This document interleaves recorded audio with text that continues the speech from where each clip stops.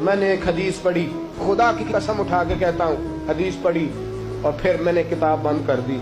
میں نے کہا اس سے آگے میرے اندر ہمت ہی نہیں ہے، میں پڑھ ہی نہیں سکتا۔ میں نے جیسے کہا کہ پہلے تو صحابہ کرام میں اہل بیت کو ہم معصوم نہیں مانتے، ان سے جو کوتاہیاں ہیں وہ بھی ہماری اصلاح کے لیے ہیں تاکہ ہمیں توبہ کے طریقے سمجھ میں آ جائیں۔ عزیز دوستو، میرے محبوب کی شہزادی، بس رسول اللہ صلی اللہ علیہ وسلم کی شہزادی سیدہ فاطمہ محبوب پاک کی بارگاہ میں آئیں۔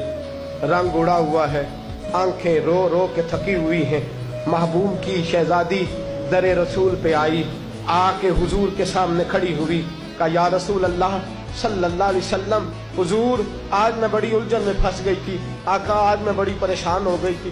حضور نے فرمایا کیا ہوا؟ کہا یا رسول اللہ میں اور علی باتیں کر رہے تھے، باتیں کرتے کرتے بات بڑھنے لگی، حضور مجھ سے کوئی ایسا جملہ نکل گیا، علی ناراض ہو گئے، مجھ سے بات ہو گئی۔ دوستو، درۃ الناصحین میں صاحب درۃ الناصحین لکھتے ہیں، کہا علی ناراض ہو گئے۔ سیدہ فاطمہ فرماتی ہیں میں نے 70 چکر لگائے علی کے کمرے کے۔ کتنے؟ بیٹیوں، خامند کی اطاعت میں تمہاری جنت ہے، اور ماں باپ بھی ذرا خیال کرے، مائیں بھی ذرا خیال کرے۔ میرے رسول پاک نے فرمایا جو کسی عورت کو اس کے خامند کے خلاف بھڑکاتا ہے، جو کسی عورت کو اس کے خامند کے خلاف بھڑکاتا ہے، اللہ اسے جنت کی خوشبو بھی عطا نہیں کرے گا۔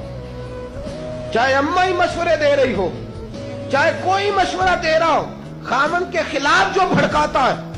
سید عالم صلی اللہ علیہ وسلم کی صاحبزادی کہتی ہے میں نے 70 چکر لگائے، سونیا میں نے علی کو راضی کیا۔ حضور علی راضی ہوئے ہیں تو خبر دینے آئی ہوں، بس اس سے زیادہ بڑی بات اور نہیں مل سکتی۔ دل کے کان کھولنا، ذرا جاگنا، ذرا اٹھنا، ذرا ٹیک چھوڑنا، ذرا غور کرنا۔ یہ کیا جملے بول دیے میرے رسول نے؟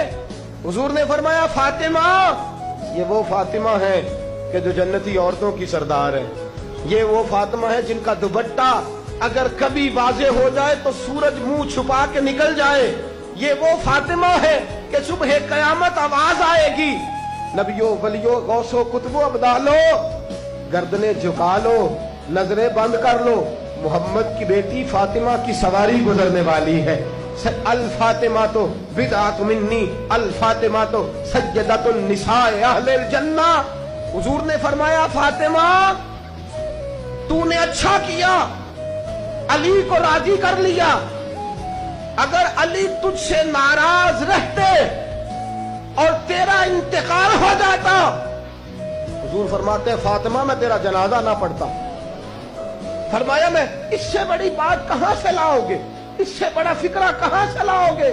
فرمایا فاطمہ میں تیرا جنازہ نہ پڑھتا اس لیے کہ تو مولا کائنات کی بیوی ہے، اگر تجھ سے علی ناراض رہتے۔ اور پھر میرے حبیب نے فرمایا جس کا خامند اس سے راضی ہوتا ہے اس کا اللہ بھی اس سے راضی ہوتا ہے۔